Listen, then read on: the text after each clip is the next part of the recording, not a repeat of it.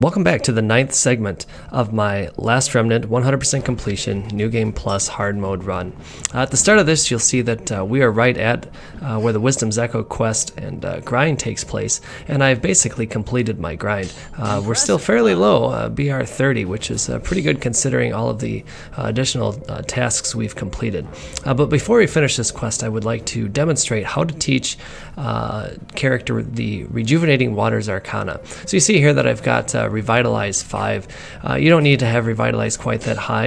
In order to learn the most basic version of Rejuvenating Waters, Restore 5 will work, and Revitalize at least level 2. But if you've got those, you're basically good to go. I've disbanded all of my other unions and filled in Rush's union with other units that can use remedies. And so you need the union leader to have the trigger art that I just mentioned, and then you need 3 other units that can use remedies. You're safer if you use all 5 union members as remedy users. Disable everybody's arts except for their remedies, and for the union leader especially the trigger arts I mentioned. Wisdom's Echo is a great place to do this because you can let Glennis be sort of your target, or the unit that needs healing. And I'm going to show here when you engage these vicious plants that you can stand by and wait for her to require healing, and because they're really not terribly tough and she starts with some boosted HP, you can again stand by for a couple of rounds or choose the recover your health command just to keep her on her feet. But eventually when she takes enough damage to require healing and you have enough AP, your union will reassess to Rejuvenating Waters, and you'll see that here in just a couple of turns.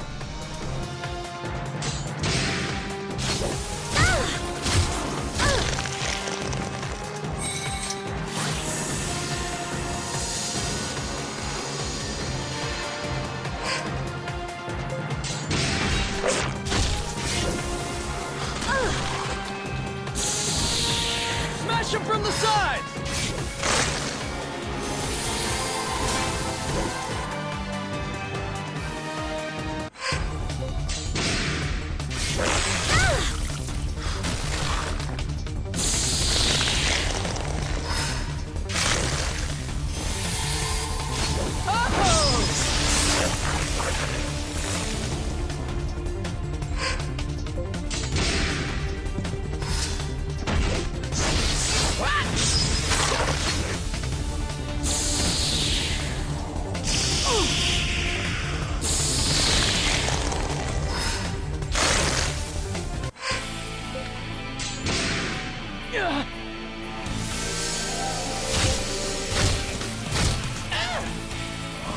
Thank you, kind.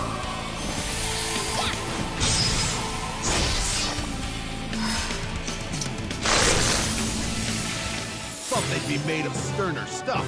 Sweet! I know I'm good. This is what I've been searching for.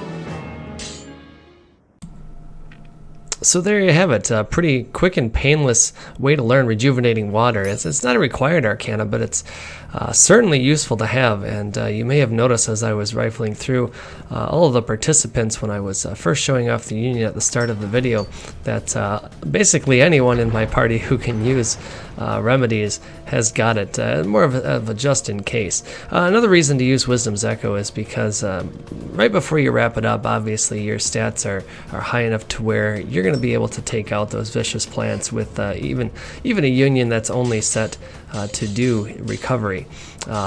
So that being said, and that being out of the way, I'm going to go ahead here, reform my party, and then we're going to wrap up the Wisdom's Echo quest. And it's really going to take hardly any effort at all at this point.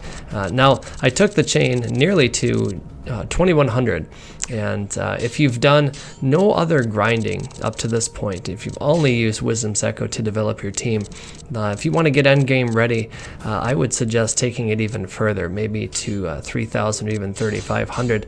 Another good benchmark would be to the point where a hex unit has Cachexia. Again, not a skill that you necessarily need, but if you're wondering, well, is my party strong enough, you'll know at least if you happen to fall short that you've got some tools in your arsenal to be able to get you through the more challenging fights. But I'm stopping here at about 2100 because I've spent quite a bit of time grinding on Godwoods, and in a previous segment I showed how to do the Godwood grind, and so really I only needed to take the chain as far as I did to catch up the stats that were not developed during that grind. It's mostly your HP. And so again, you'll see here I'll just finish wrapping up, forming my unions up. And then after that, to finish this quest, all you have to do is anger, not even all of the landworms, just a portion of them, get them to chase you. And then the boss for this quest, the Matroskylo, will materialize. And when he's basically completely formed, you can just run right into him, and the quest boss fight will begin.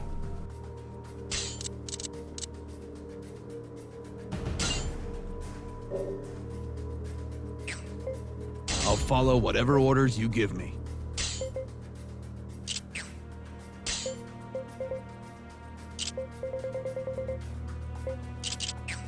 My contract cannot end soon enough.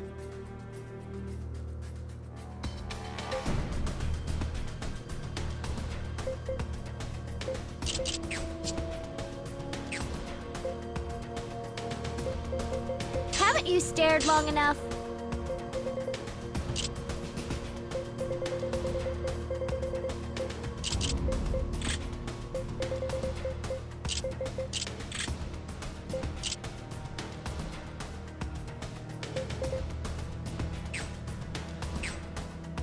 Observe my stats carefully before making a choice.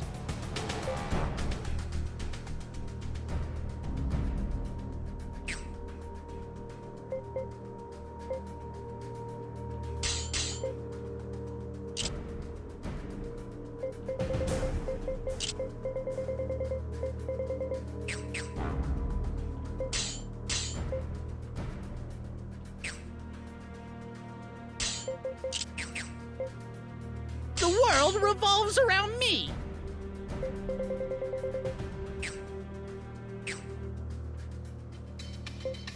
Hope it looks all right.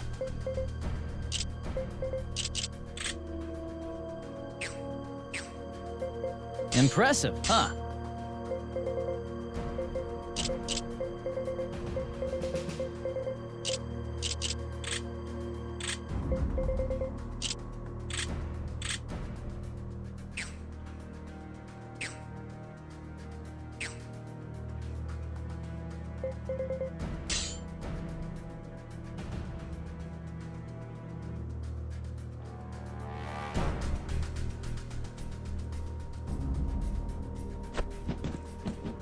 Let's do this!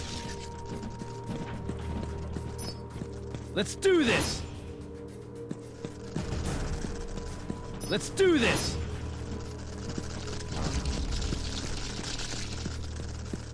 Let's do this!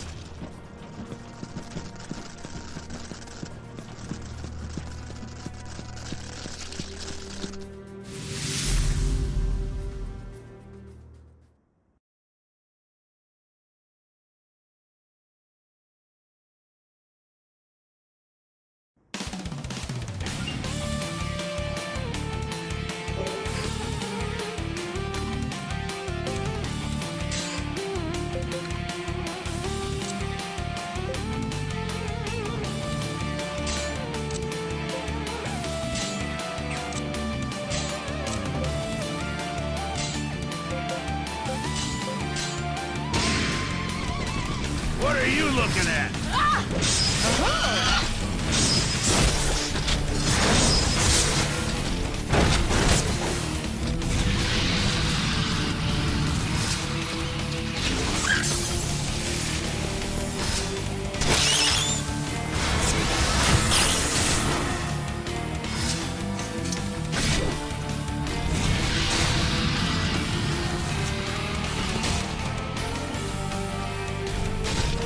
Nothing to do but fight now, is there? Really now, size isn't everything.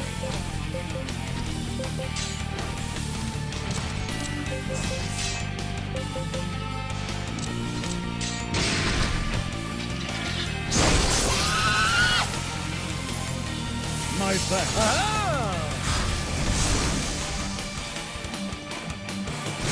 You'll be all right now.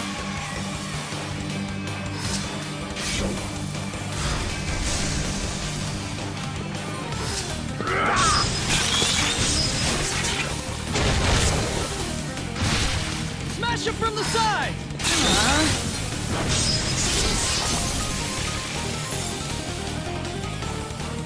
Piece of cake! This is of no concern to you. Yeah!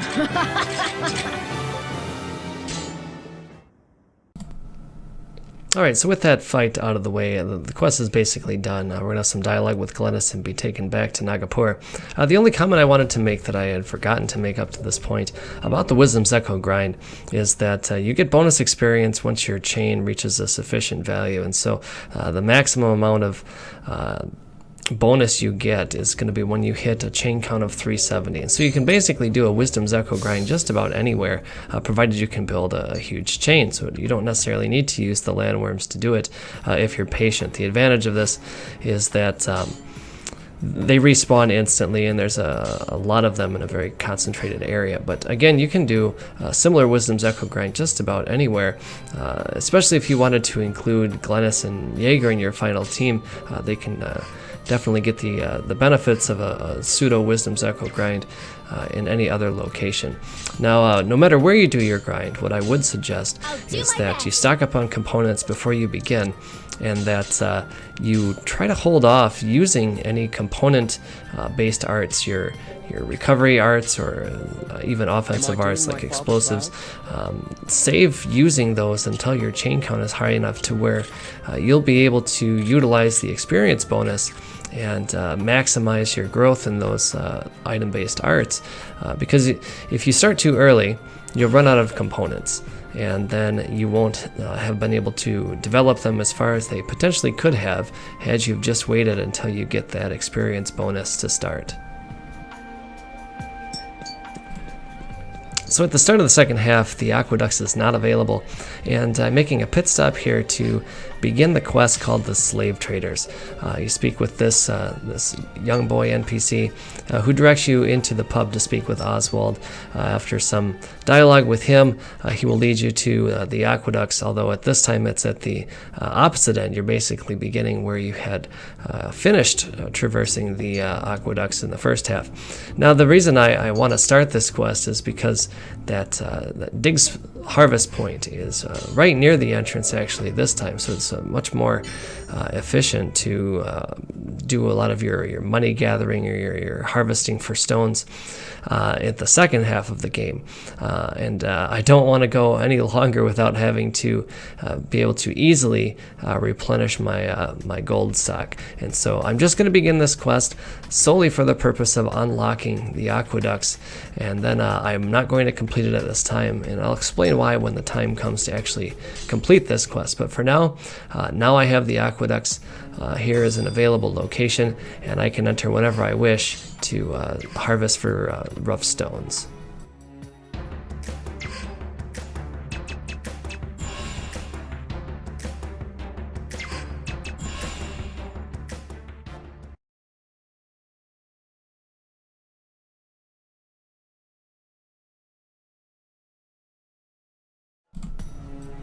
So we return to Athlam now for the second quest of this segment, and that's going to be the Tablet of Marshall. You speak with an NPC here in the pub labeled as Miranda's Messenger, and after some dialogue you are transported to Athlam Castle to speak with Rush's mother, and after which you are instantly teleported to Numer Mine. And just like the first time we went through Numer Mine with Emma as a part of the story, you're going to travel down the exact same path. Your destination is the same at the very end of the mine where you fought Namel Niram. We will be doing so once more. The fight this time around allows you to use all 18 party members, although Namel Neram is significantly stronger than the first time we fought it. Completion of this quest, though, has plenty of advantages. First off, Emmy will get the summon for Neram. She does have to be the Union leader in order to use it. In addition to that, you get the tablet, which allows you to go around the world and pick up unbound remnants. There are 5 of them that you can collect. The first is in Dilmore. You can collect the Rubber Soul. This is the spherical remnant from which we fought the Vicious Plant at the start of the game. This is a remnant that Rush can use, but Glennis will also ask for it. Next up is in Blackdale, where we had the story portion with the Fiery Idol. You can pick up the Shiavana, and that is transformed into a spear. Again, Rush can use that, otherwise Jaeger will ask for it. Next up, though, these last 3 are tied to quests, and what I mean there is that if you collect these remnants too soon, prior to having done quests that they're related to, you close off the opportunity to do the quest. So you want to make sure that you've completed the appropriate quest before you go back and loot these remnants. The first is in the Ivory Peaks. It's the Leofort. It is the remnant that Violet is gazing at when you do the first quest for Baron Nielsen in Celapalais. So you want to make sure that you've completed that quest before you loot the Leofort. And again, it's a remnant for Rush, but Violet will also ask for it. Next is the Flâchonelle, which is a remnant located in the basement of Robelia Castle. This is an area that's unlocked when you begin the quest for Kate and Rago. It's the mirror / statue located at the very end. And again, this is a remnant that you want to wait until you've completed the quest before you actually go and loot it. Again, another remnant for Rush, but Nora will ask for that. And then finally, in Darkened Forest is the Dead Heart, and we have not reached that point yet story-wise. But when it becomes unlocked through the story, you can return there and loot it. I suggest that you postpone doing that until you've completed the quest Hearts, which is made available via the character Haruko. If you loot the Dead Heart first, you won't be able to complete the quest Hearts. The Dead Heart remnant is again another one used by Rush, but will also be asked for by Arena.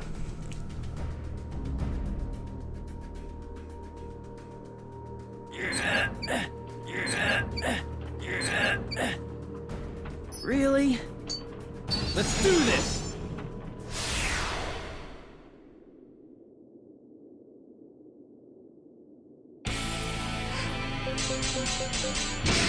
Come on, guys! Here I come! Phew! Got it!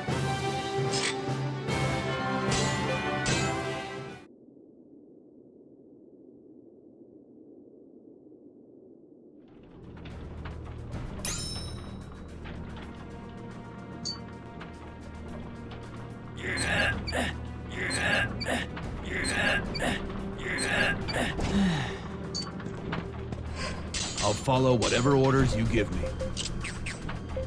What are you looking at?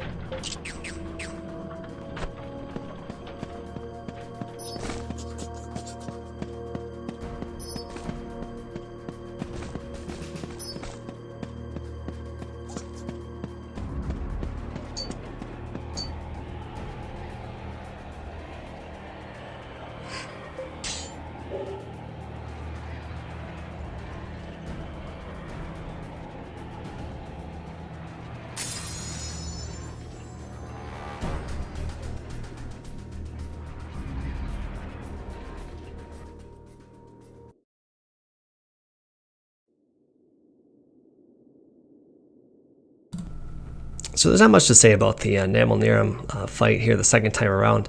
I did say that it was certainly stronger than it was the first time you were here with just Rush and Emma, but considering we've done the Wisdom's Echo grind, that's not going to be a problem for us. Depending upon what your BR is, it's going to have anywhere between about 130,000 to 270,000 HP, but we're going to get the lower end of that spectrum since our BR is still relatively low. It has a couple of area of effect moves, and its cheapest move is Blaster, but other than that, it's really not going to be too much trouble. It is a 100% drop from this enemy, the Crystal Skull, and if you're looking for completing all the achievements if you're playing a version that has them. The Crystal Skull is used to craft the Ragnarok, and that is required on the 360 or in the remastered version as far as achievements go. It also has a chance, if you're willing to redo this fight multiple times, to drop a superior tuck. There's a 3% chance of that. And so if you're looking for a slightly improved sword over its base level without having to do any upgrading for it, you could, I guess, spam this fight repeatedly in hopes of getting that drop. But other than that, the fight will be over with shortly, and we will move on to our next task.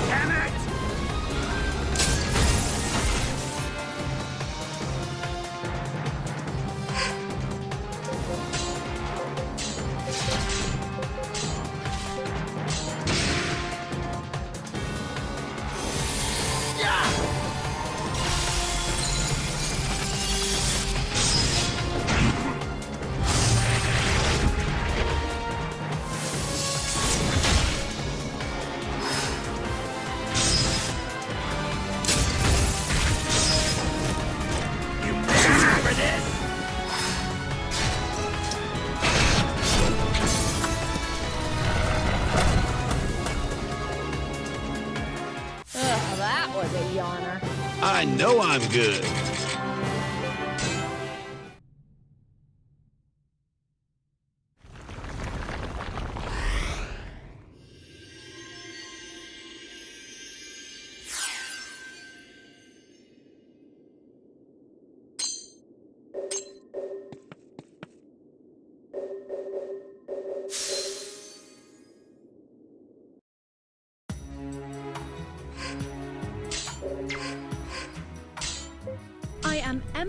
So we're back in Athlemet, and I'm just taking a moment here to point out what I had already mentioned prior to the boss fight, and that's as a result, Emmy gets the Namelnirum summon. She has to be a union leader in order to use it, and you cannot have another summon in play, nor can you have a guest union. So assuming you meet those requirements, there's a chance that you'll get the opportunity to summon Namelnirum in a fight. Once I'm done here tweaking my party, I'm going to head to Virtus Parish. I've got a couple of tasks I want to do before we leave. The first is, if you've completed the trade route quest and the successor, both of which we did, there's a new shop that becomes available at the end of the alley, and it sells mostly Savani weapons, but there's a weapon there that I am going to need to purchase to disassemble for components for a guild task. But first off, speak with this knowledgeable Yama here at the end of the alley, and what he's saying in this conversation is that there's a new dungeon of Caedmon available, the second path, and so you have to have the conversation with the NPC first. Now the second path will appear on the map, and there's a couple of tasks I'd like to do there during this segment. What I pointed out here in that shop is the grayed out weapon at the very top. Since I'm a little short on cash, it's the Athlumian. It's kind of pricey, but if you purchase one Athlumian and disassemble it, you'll get 2 heavy metals, and you do need 2 heavy metals for its own guild task. And so once I get a little bit of extra money, I'll be coming back here to buy that, and then I will be disassembling it.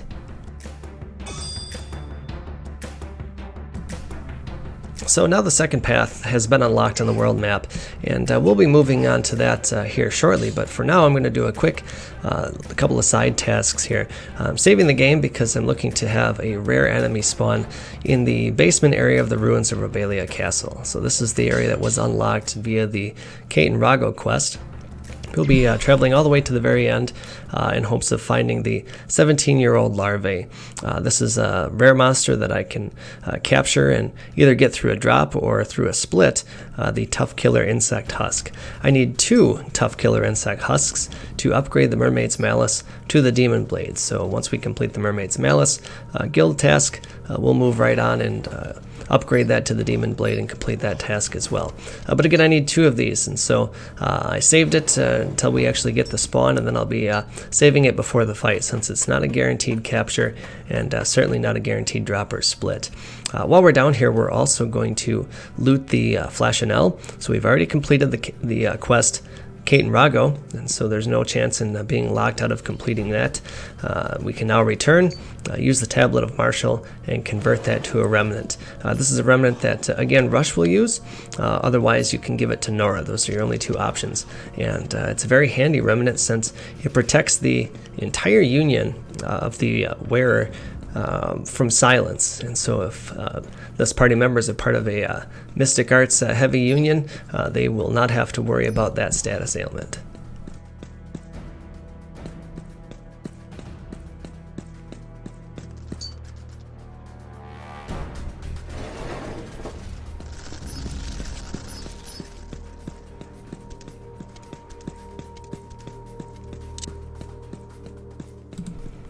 So there it is, the 17-year-old larvae, and I'm definitely going to save it before we engage it. The fight itself is actually quite easy, assuming you don't send all of your units in at once to take it on. Its first move is self-destruct, and it does a ridiculous amount of damage to you. Your union will not survive it, and so it's best to just have one union go in to engage it. It's an area of effect art, and so there's a chance you could catch a couple of peripheral unions in the blast, but if you hold back with most of your party, they're going to survive.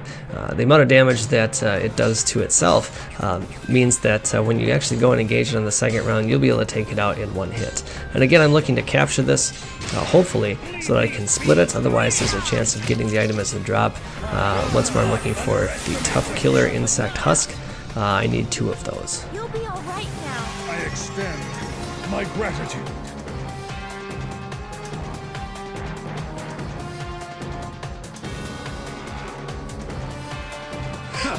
Tis just a wisp of a thing.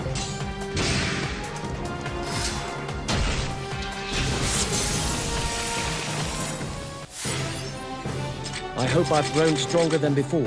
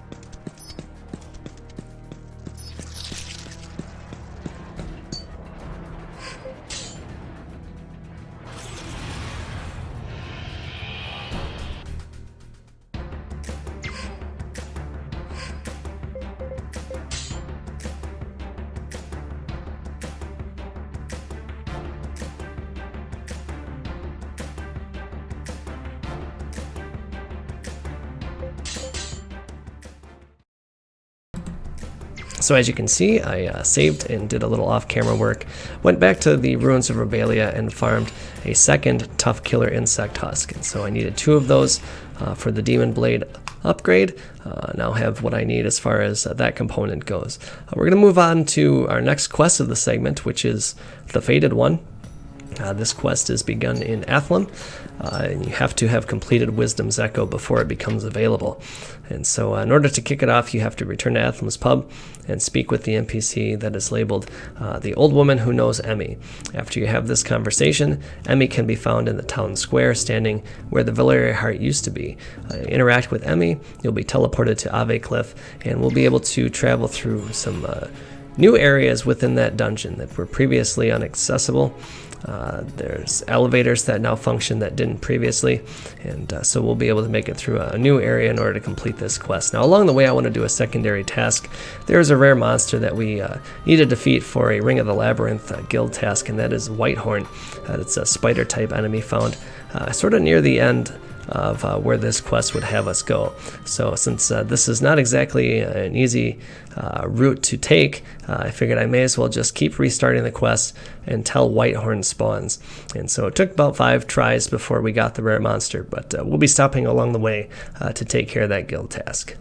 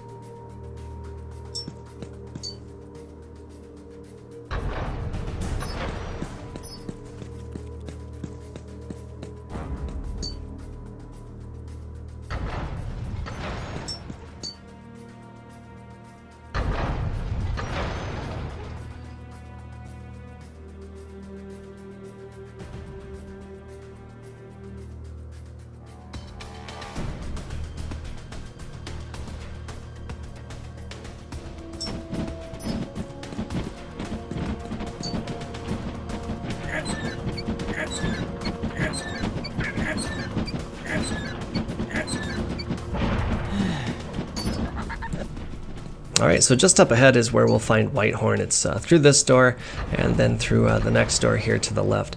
Again, it's a spider type enemy, and so if you enter this room and you see vulture types in the room, you do not have Whitehorn spawned. But if you open the door and there are no vultures, there's a rare somewhere. And in this case, it was Whitehorn. And so this fight is going to be extremely simple. It's roughly got about 21,000 HP at our current BR, and so this will take us really no time at all. And it's really not dangerous in any way.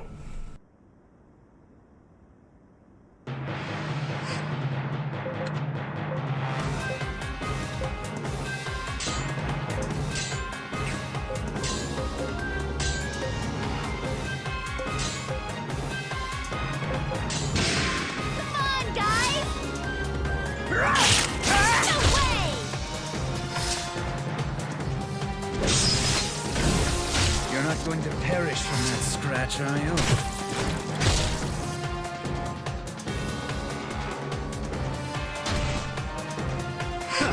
Tis just a wisp of a thing.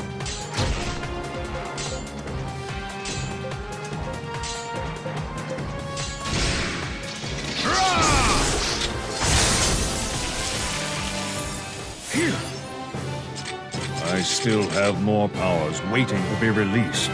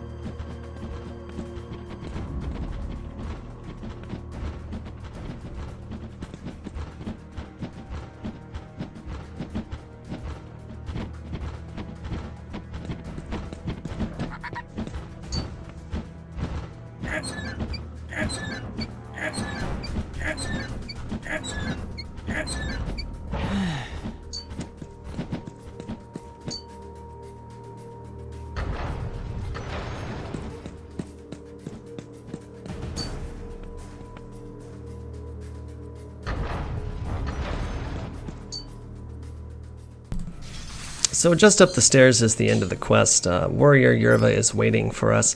There's some dialogue to be had, and then a boss fight with Yerva and his Yerva devotees. Again, I've said it before, but having completed the Wisdom's Echo grind, the party is sufficiently leveled in order to deal with this. This is another one of those unique fights where there is a character who will join automatically, and you'll see here that Emmy's going to jump in this time with beefed up stats. And so she functions sort of as a solo unit. She can run around and intercept enemies, much like her mother did during the Bravery and Loyalty quest. And so with that being the case, it does put us over the leader limit. It's kind of an advantage that you could use if you need to, if you say you have not done a Wisdom's Echo grind in order to beef your party up. But we have, and so this fight is going to take us really no time at all. At the end of it, there is a statement made by Yerva about he being available in Virtus Parish. He's not a character that you can recruit. However, the Ring of the Labyrinth now becomes available behind Athlum's pub. We can finally cash in on whatever of those guild tasks we have been completing along the way. We have a slight roadblock because we have to create the Mermaid's Malice to get rank 1, but that will be coming up very soon.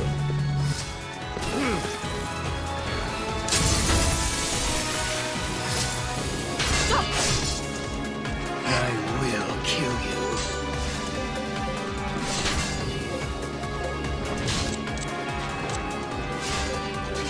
Nice! This one looks loaded!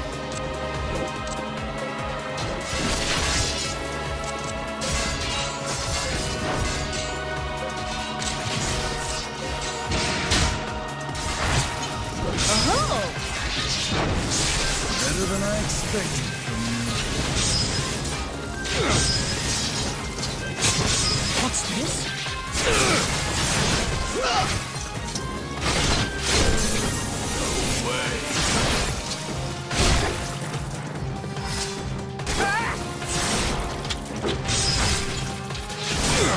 Kick in their faces from the side!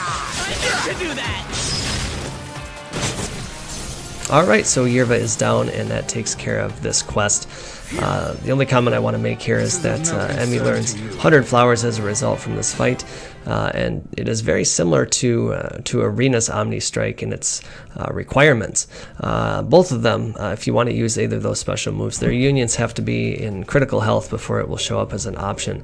And so a common question is, well, why would I choose to risk it when I could just back away and heal? And what I would suggest then is place either Arena's union or Emmy's union in a position where another union acts before them and is engaged with the same target as them, to where they could be basically healed by another union prior to taking action. That's a good way to abuse 100 flowers or Arena's Omni Strike. So at least you can guarantee that their unions will still be standing if they use the art. So that being said, I've got a couple other tasks here real quick. I'm going to stop at the Smith here. Off camera, I had gathered enough money to purchase the Athlumian from their shop at the end of Virtus Parish. And as I mentioned before, we want to disassemble that so that I can pick up 2 heavy metals that is required for its own guild task. With that out of the way, I'm going to access the now available Ring of the Labyrinth guild here in Athlum, cash in on some completed guild tasks, and then I'm also going to hire a new unit. And so not really too concerned about spoilers, since I didn't offer this as a spoiler-free walkthrough, but Jaeger is available in this guild.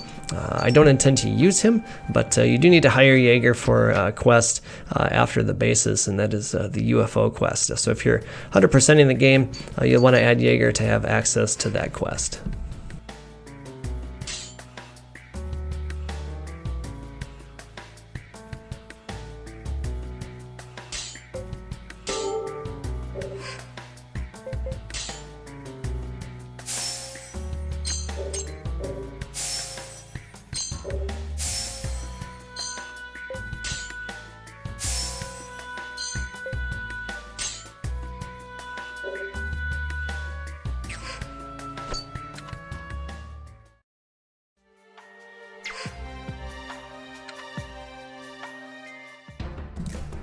So now we've completed 3 quests in this segment, and it's actually the only 3 quests I'm going to see through to completion, but I'm going to set things up so that we'll be able to do some other quests here in the following segment.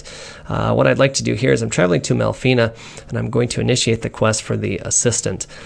This is a very unpleasant quest. I don't know anyone who has actually enjoyed doing it, but the only positive part about it is that the dialogue with the scientist here is pretty humorous, but the quest itself is pretty painful. You'll be traveling to Yavlok's nest in order to harvest components for the scientist, and it's actually a 3-part quest, and so you'll be traveling there multiple times because it's fairly unlikely that you're going to get everything you're looking for with each single trip into to the nest. You'll go in, you'll harvest what you can, return to the world map to reset your digs, and then enter once more to find the appropriate harvest points. And so I figured I would start the quest, enter Yavlok's nest, and I actually had the intention here to do the first bit of harvesting, but in hindsight I didn't think that it was going to be that interesting, and so I decided not to actually do the harvesting on camera. What I'll do is I will intersperse this quest with the Silver Falcon's quest, which is also a 3-part quest, probably in the next segment. And so off camera I will go in, harvest all the components I need, but I will record where they can be found, and then we will bounce over to Baltarosa and do each of the Silver Falcon's quests to kind of help to break up the monotony of harvesting. Instead, after I save it here, we're going to head over to the second path and take on another task there.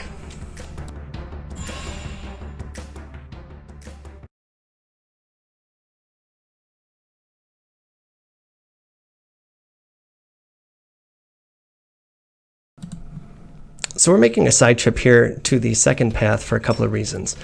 First off, there's a morsel here for Mr. Diggs, the Kardia Morsel. Obtaining this, which is on the way to our ultimate goal, is going to raise his digs count to 19, and that's going to be handy when we take on the assistant quest. But I'm also looking for a rare monster to spawn called Distress. I'm looking down this hallway here as I pass through to see if a secondary monster had spawned, and since there was not, I felt it was safe to continue onward, as it's an indication whether or not you have a rare monster somewhere on the map. If you follow this hallway clear to the very end, there's a doorway that's blocked that leads to the ancient ruins. We'll have access to that once we take down the Fallen. But right in front of the door is where Distress will spawn. It is a one-time rare with a 100% capture rate, but it's not guaranteed that I'll be able to split it for the components I'm looking for. It also has a couple other drops I'm looking to get, and so I'll be saving before I fight it, as I want to make sure that I get both the split I need and the drops I need, and that will take quite a few fights before everything falls into place. Now, as far as drops and splits go, I'm looking to get 2 pieces of tanned land dragon hide for its own guild task. I also need a large were-dragon talon, and that is obtained by splitting Distress. In addition to that, I'm looking for the ancient Konbo. That is a large size hammer, and by splitting that, I have access to components that typically you can't get until you reach the third path. Distress is a rare monster that can be found here on the second path or on the third path. If you defeat it here, it's not going to spawn in the third path, but since the two are connected, this rare monster happens to be possible spawn in either location, and its late game drop is useful to get now, both for guild tasks but also for some accessories I'm looking to craft. Now, the ancient Konbo I intend to split into its base components. It's going to get me some necrotic metal. I need 2 pieces of necrotic metal for the demon blade, for an upgrade to the demon blade, and Hematea also needs 1 piece to upgrade his current weapon to the Ouroboros Fulge. And so if you're looking to complete that as early as possible, you would want to make sure to get that ancient Konbo now. In addition to the necrotic metal, I'm also going to be looking to get Dragonical Ore, and that's really more of for a party-specific accessory. I'll be crafting the Worm Charm, and from the ancient Konbo I can get enough components to make 2 of them. I do have a couple of party members already in mind for that. You see here I got everything that I was looking for. The Konbo, which I have to seize, and the Land Dragon Hide, and also by splitting Distress I'm going to get the large Were-Dragon Talon. So everything was obtained from this fight. But at any rate, the Dragonical Oil before creation of the Worm Charm gives an outstanding bonus to herbs, to explosives, and to shards. And as I mentioned, I have a couple party members in mind for that. The other components to create the Worm Charm is the Abelisk Sternum, which I will farm off camera. They are found in the Great Sand Sea. You engage Abelisks, and some of the fights there include a Noble Abelisk, which you will have to capture and split for the Abelisk Sternum. And then finally, I will need to get Pangoose Bones. And that's going to be a tricky fight, and that's actually how we're going to end this segment. So I'm going to take down one of the DLC enemies, and we'll get ourselves some Pangoose Bones while we also complete the guild task associated with that boss fight.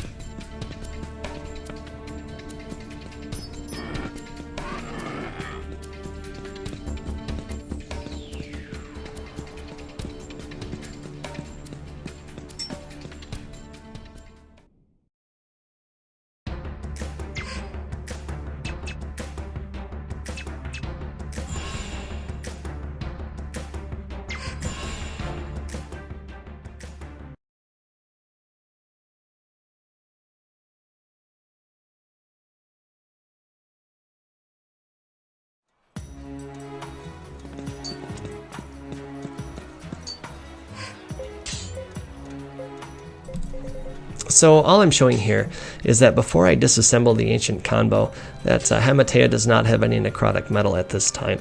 Once I disassemble it, it gives me 3 pieces, and he's going to clone the 3 pieces. So if you have any units that are looking for the same component, if you harvest it or if you obtain it from a split, everyone will get the same amount of whatever it is you get from the split. And so that can be handy if you have multiple party members all looking for the same component. The one thing that comes to mind is commonly jewel steel. If you obtain one of the alt weapons that will give you jewel steel through disassembly, you'll be able to get everybody what they're looking for just by disassembling a weapon or 2.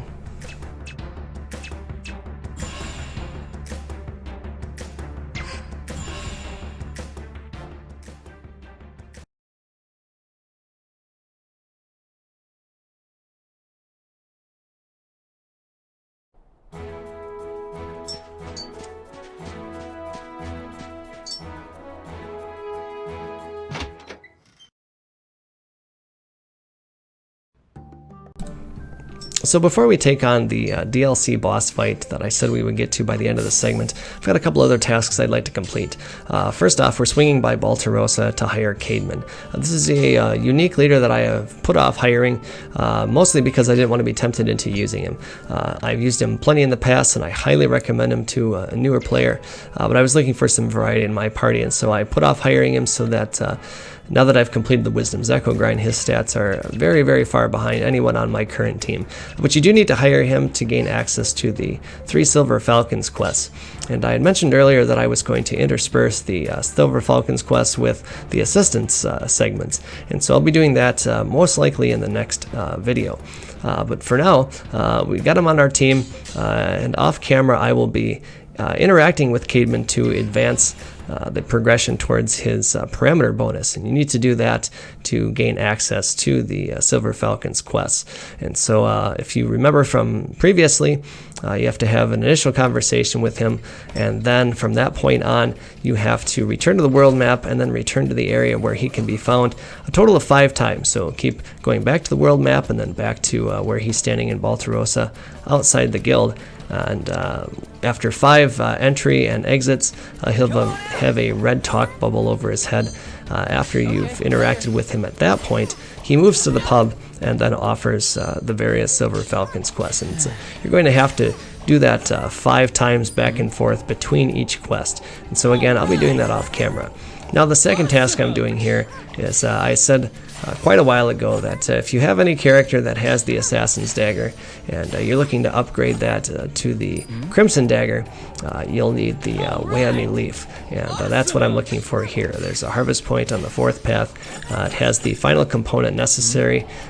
In this case I have 2 of them on a Cocos, and so if you are still using a character that's clinging to the very weak Assassin's Dagger, now would be the time to gather the last of the components, and you'll see that it's a very nice upgrade as a result.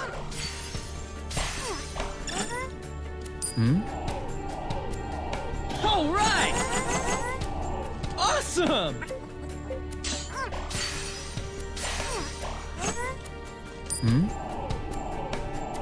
All right! Awesome!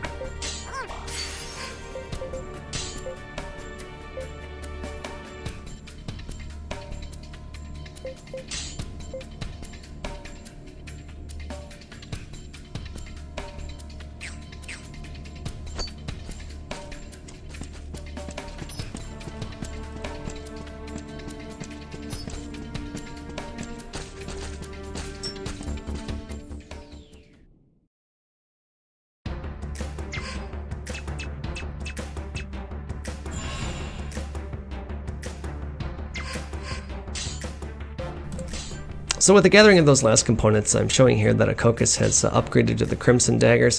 What's more, there's no more upgrading from that dagger, and so it puts him back on his normal upgrade path, but it has skipped him forward.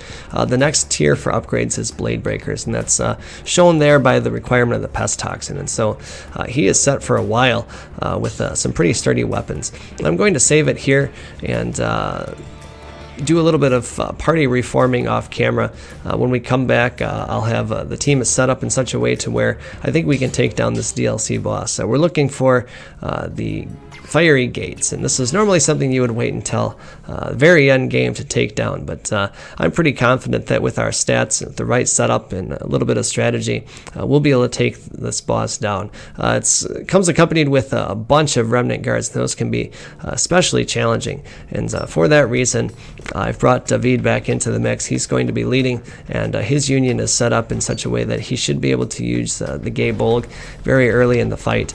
Again, the reason I'm taking this monster down now isn't necessarily to complete the guild task associated with it, although we'll be doing that naturally. I'm looking to get Pengu's bones, and I need those to craft that worm charm. There's another requirement that's missing, and we'll hit that in the next video, but for now I won't be talking over this fight. I'll just let you enjoy it for what it is, but do know that it is a pretty lengthy fight.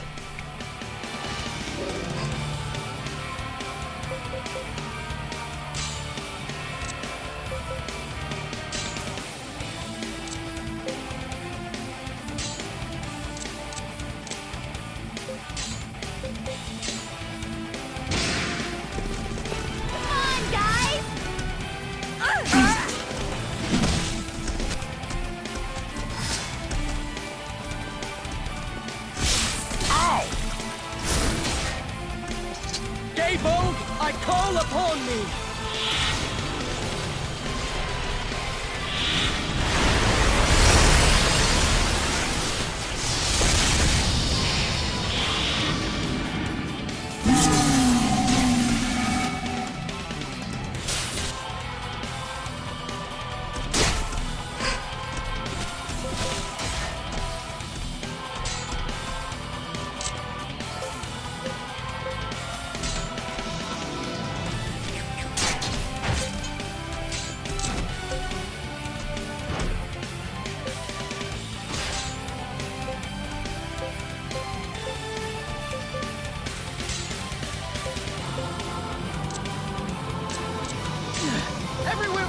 slime like you are creeping around. Hang in there, all right? That wasn't necessary.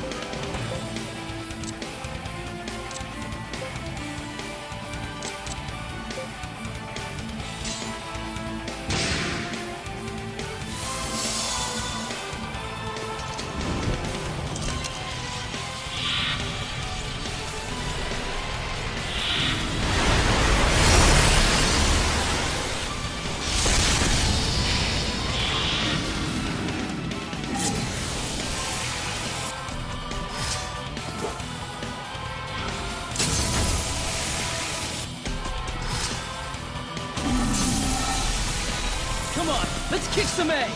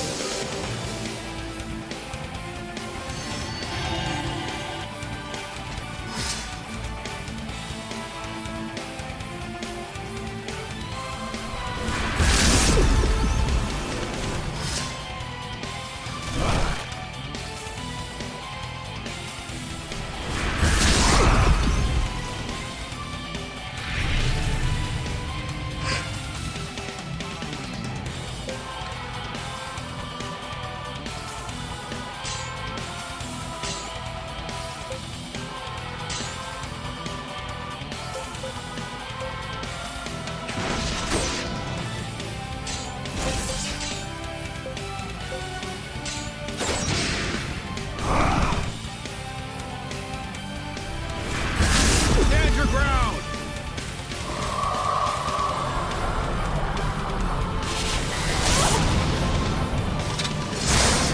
Good effort.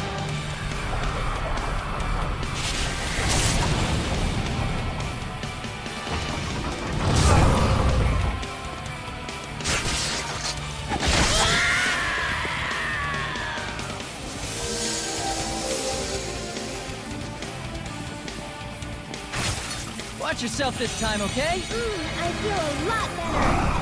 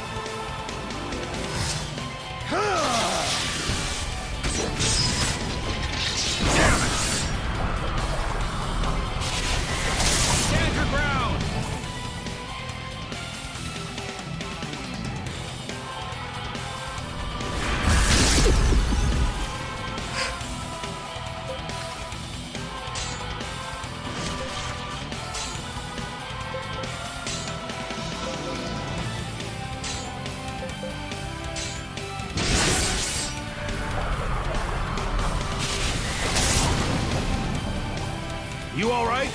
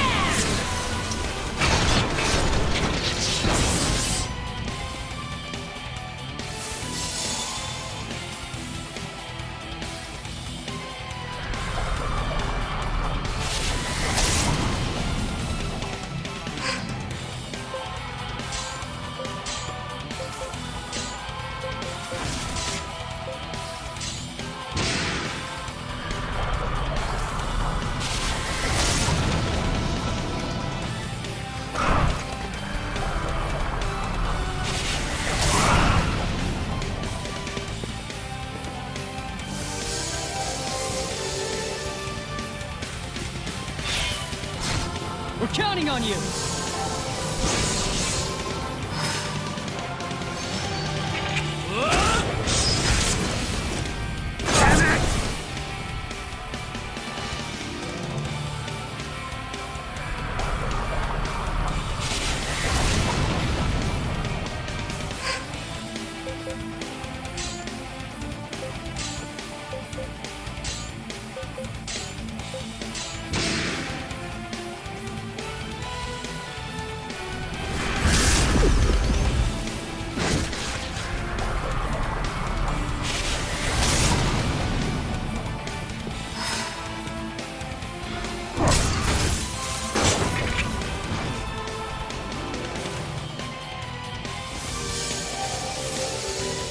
Finish this quick! Damn it!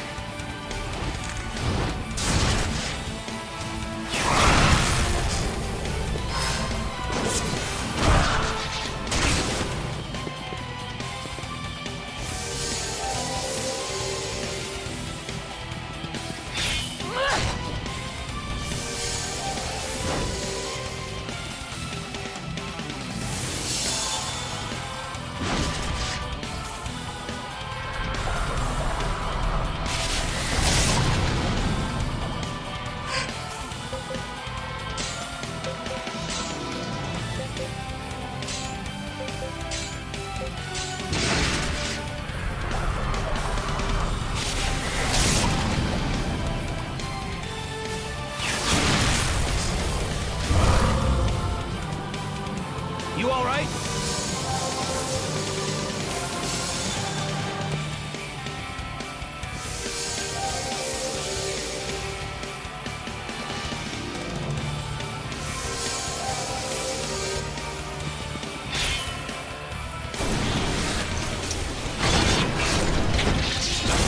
What are you doing?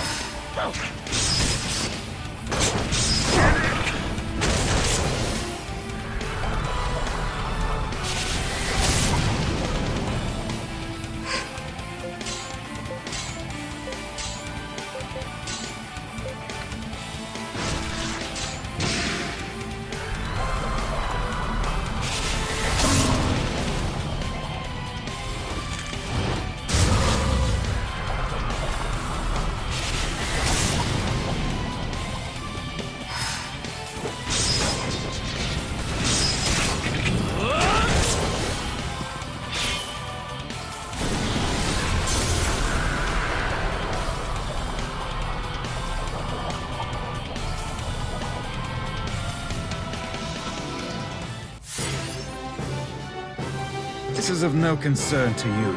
Yay! Son of a... I need the other one! The other one!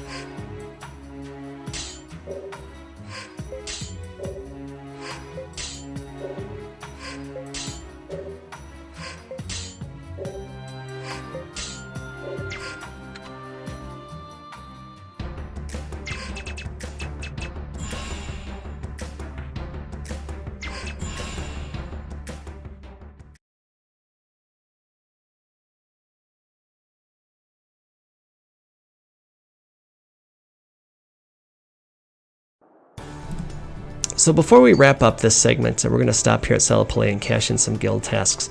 Now on the way, I'm interacting with Rago because he had the final red talk bubble for his perimeter bonus. I figured I may as well grab that along the way. But we are here to visit the Sword of the Three Realms and turn in our guild tasks. We've got the one for the Fiery Gates that we just completed, and the rewards for that are, they're okay. You get 50,000 gold and you get a formation. But the other one worth pointing out here is the Battle Chains of Steel, which I'll grab here next. This is the 100 chains, and so you very likely got that during the Wisdom's Echo quest. What I'm pointing out here is the Shamshir, and so if you have not yet obtained one, again, this is a weapon that you cannot craft. You can only get as rewards, either through a treasure chest or through quest completion. You need that to complete its own guild task, and so if you accidentally sold one or disassembled it, here's your last chance, because you only get 3 opportunities here in the game. At this point, I'm going to end this segment, and the next one will be most likely taking on the Silver Falcons quest and those assistance quests.